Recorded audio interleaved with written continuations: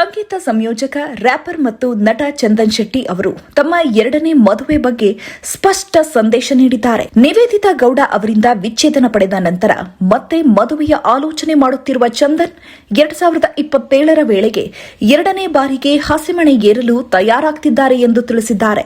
ಒಂದು ಟೆಲಿವಿಷನ್ ಸಂದರ್ಶನದಲ್ಲಿ ಮಾತನಾಡಿದ ಚಂದನ್ ಶೆಟ್ಟಿ, ಮದುವೆ ಆಗ್ತೇನೆ, ಆದ್ರೆ ಈ ವರ್ಷ ಅಲ್ಲ.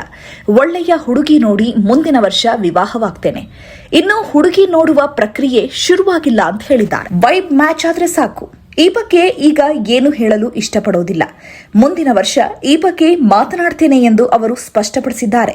ಚಂದನ್ ಶೆಟ್ಟಿ ಮತ್ತು ನಿವೇದಿತಾ ಗೌಡ ದಂಪತಿಗಳು ಬಿಗ್ ಬಾಸ್ ಕನ್ನಡದಲ್ಲಿ ಪರಿಚಯವಾದ ನಂತರ ಮದುವೆಯಾಗಿದ್ರು. ಕೆಲವೇ ವರ್ಷಗಳಲ್ಲಿ ಹೊಂದಾಣಿಕೆ ಆಗದ ಕಾರಣ ಇಬ್ಬರು ವಿಚ್ಛೇದನ ಪಡೆದು ತಮ್ಮ ತಮ್ಮ ಜೀವನ ಮುಂದುವರೆಸುತ್ತಿದ್ದಾರೆ. ವಿಚ್ಛೇದನದ ಬಗ್ಗೆ ಇಬ್ಬರು ಓಪನ್ ಆಗಿ ಸುದ್ದಿಗೋಷ್ಠಿ ನಡೆಸಿ ಸ್ಪಷ್ಟನೆ ನೀಡಿದ್ರು. ಸದ್ಯ ಚಂದನ್ ಶೆಟ್ಟಿ ಎಲ್ಲರ ಕಾಲೆಳೆಯತ್ತೆ ಕಾಲ ಎಂಬ ಸಿನಿಮಾದಲ್ಲಿ ನಟಿಸುತ್ತಿದ್ದಾರೆ.